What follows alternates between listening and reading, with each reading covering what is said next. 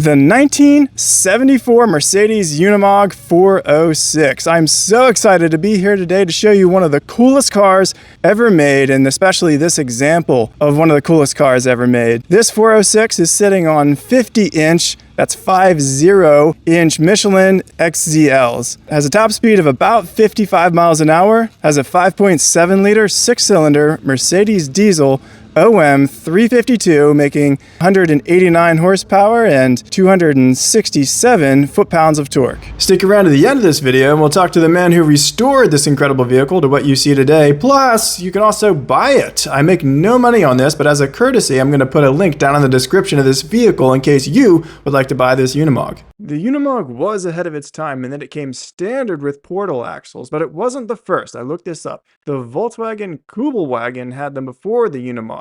Also standard on this Mog are the rear windows, which are unique in that they bow outward. I would hate to have to replace one of these. Not standard on the Unimog, however, are obviously these cool skulls that are cut out of the steel and appear on both sides, because of course they do, but I really like that addition. Also not standard is the dual exhaust, which really completes the look, and it sounds awesome. Of course, the microphone doesn't do it justice, but here it is.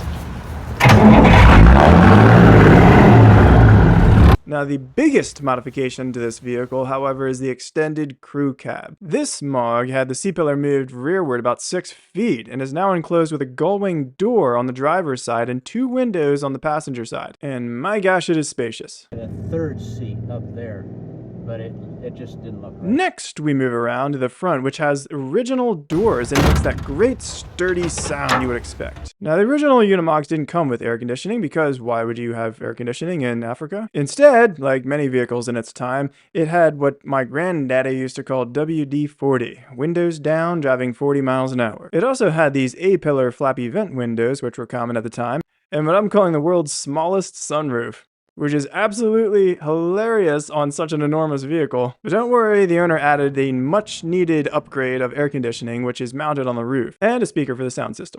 Another much needed upgrade are the seats, which are very comfortable and manually adjustable. The owner said that the original seats were very primitive and I'm guessing quite worn, reminiscent of my days in the army driving a Humvee. In many cases, the seats were just metal, and if you were lucky, had a stadium bleacher style cushion. The rest of the interior, I'm going to let you hear the owner explain in his own words. People have told me, well, nobody will ever steal this because they won't know how to function with it. You're not kidding. But basically, this is they come with either a 4-speed or an 8-speed.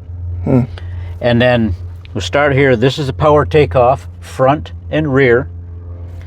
This is the 4x4 shifter, 4x4 diff locks. This is high range and low range. This is another PTO takeoff, and this is forward and reverse. PTO, high-low range PTO in the gears. So there's hydraulic lines going to the rear and the front, and this is the rear and this is the front. So you can put different utilities on the front if you so choose to. These come with large hydraulic winches that goes on the front as well. And then yeah, it's got the key, a push start button, and then you got the light switch, and yeah, I've added a few little extra electrical for USBs plugs there. But then here in the center you've got the RPM gauge, and then over here this is the air pressure that's got a onboard air compressor and system. That's the pressure right now. It's got 90 foot-pounds of pressure in there, and then the other gauges, the fuel tank and the temperature and the oil pressure. That holds my phone. Oh, okay. Because it looks very original to the vehicle. Yeah, that's kind of funny. And moving back outside to the front, we have a couple of attachment points above and below the massive bumper. This is also where the front trunnions for the winch are and power takeoff for winch or snowplow or whatever you're using it for. Now the hood, interestingly enough, didn't come with a stick. You thought no hydraulic was primitive. Well, how about nothing at all? What you do if you want to work on it is, well, you just take off the whole thing. There are clips at the top and bottom of the hood that you'd attach, and again, the whole thing just lifts off. And there it is in all of its original glory. All 5.7-liter 6 cylinders of the Mercedes diesel OM 352 with only 500 original miles. Now, part of what gives the Mog its iconic look is that half the engine sits back into the cabin, which you can hear when you're driving down the road. It's really not all that bad, but when you want to work on this part of the engine, you just flip these tabs, the whole thing comes off, and you work on it from the inside, which kind of sucks if it's hot, but it's pretty nice if it's raining or cold. Finally, moving around to the back, since everyone seems to want to know, yes, you can fit a set of golf clubs in there. And now, for the moment we've all been waiting for, we're going to get the Unimog out on the road and see how it drives.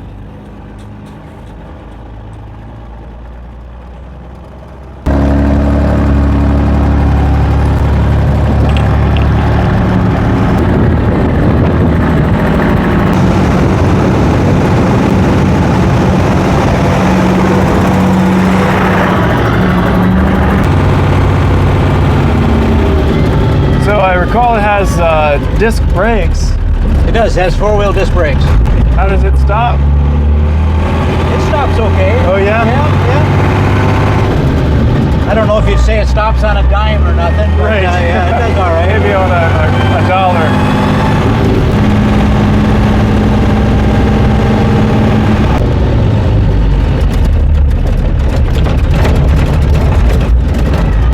Sound it makes is just wicked. Yeah. And so you've had people rent this out for parties and things? Yeah.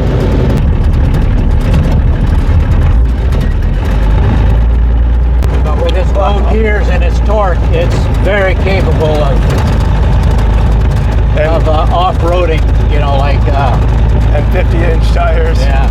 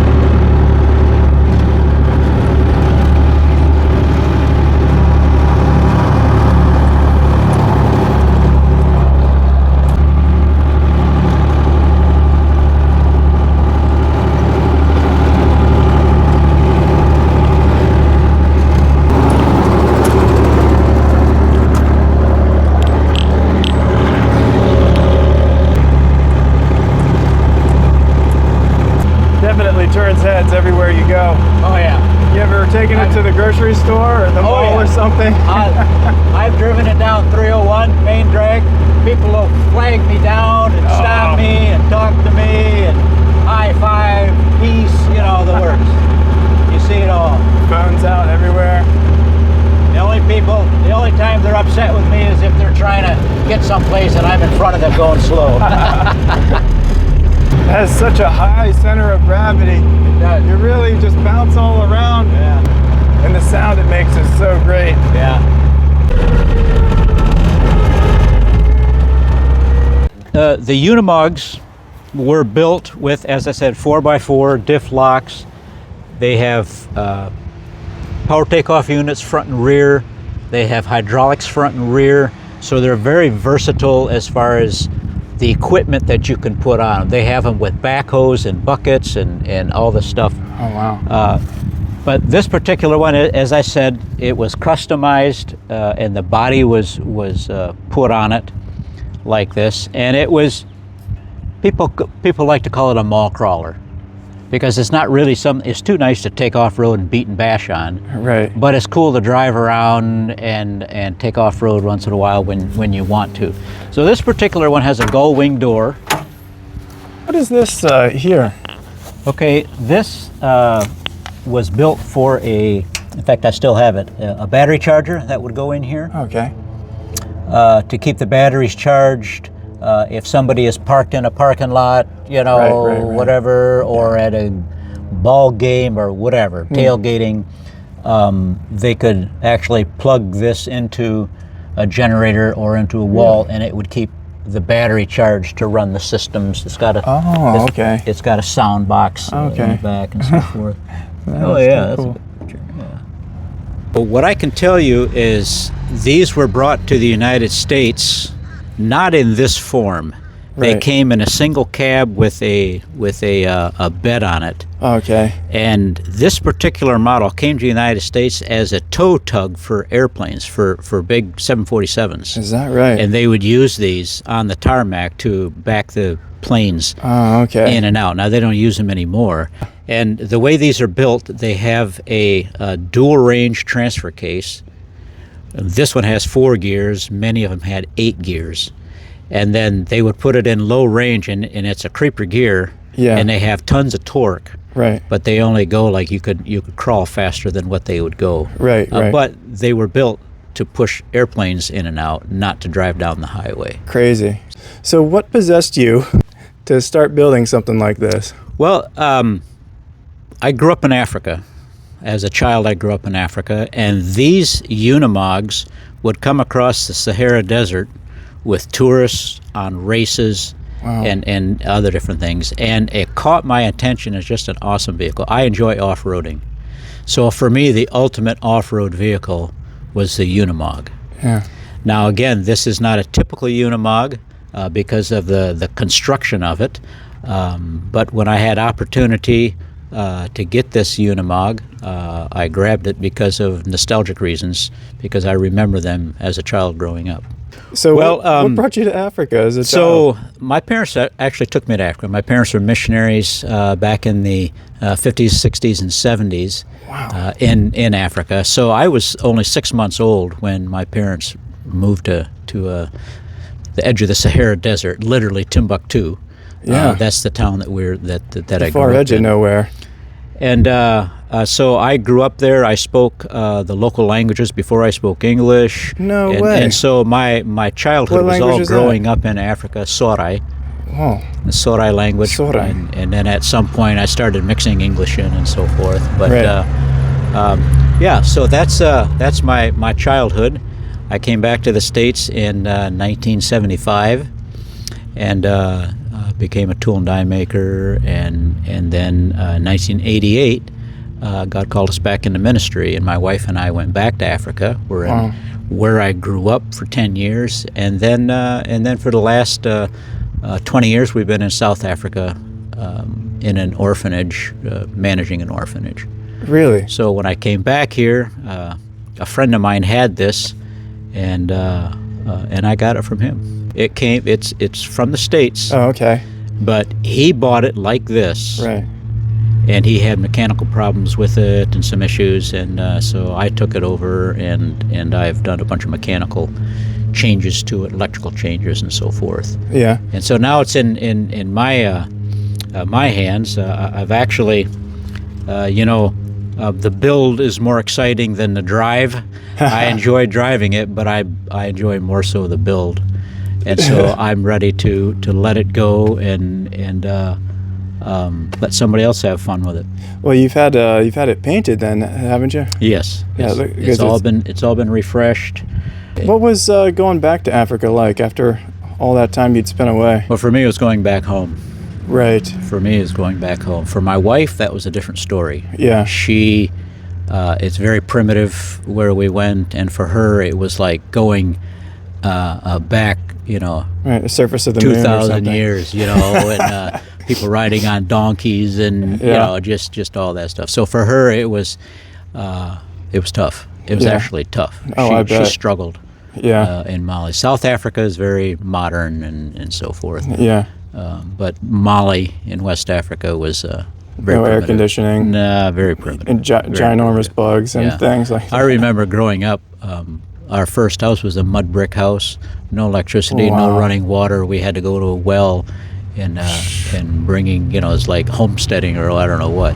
Wow. So it was very primitive there. So many people, Yeah. they have to try and get themselves into the mindset of gratitude, being thankful for I have to remind myself I live in a first world country, and even if I'm just middle class, I'm in the top 1% richest people in the world. And I guess it's pretty obvious to you, having spent all that time. Yeah, I actually struggle with the American mentality of I want more and I want it now. Right. Because I've lived in parts of the world where they have nothing, they don't expect anything, and they're content to be that way. So different from the society we live in here. Yeah. Yeah. So what did your wife think when you told her you were gonna buy this thing? Well, she was actually pretty excited about it because she's known for years that this has been like not a passion. Yeah. But I thought it'd be so cool to own a Unimog. Right. And I really never expected, but my friend made it very possible for me to get it because it needed work, and so she was excited about it. She's not really into off-roading, but she was happy for me that I finally was able to get something that I have admired, for so long. Have you taken it off-road? Well, yes, I did one time. I bet it does really well with the portal axles and everything. It's got portal axles. It's got, of course, it's 4x4. It's got the ranges. It's got diff locks front and rear. So it's a very capable vehicle. It is heavy. If you get it stuck, you got yourself in trouble. I think I read 8,500 pounds or something like that. Yes. Which can be a good thing. 8,500 pounds. But it's still lighter than a Humvee, an up-armored Humvee. Is it? I don't know what a Humvee weighs. It's like 10,000. Really? Yeah. I took this over the scales locally here, and it was 8,500 pounds-ish. Yeah. Had you ever rebuilt something before? Growing up in Africa, you have to be very self-sufficient. Yeah, I bet. So I'm very mechanical. Over there's no garages to go to, or Home Depots, or auto zones. You had to. So hence your profession. Yes. I'm very mechanical. I'm strong in electrical as well, so that really helped out on this because this had some real electrical issues. So thank you so much for watching. Subscribe for more car reviews, and thank you, Phil, for letting us experience such an awesome vehicle.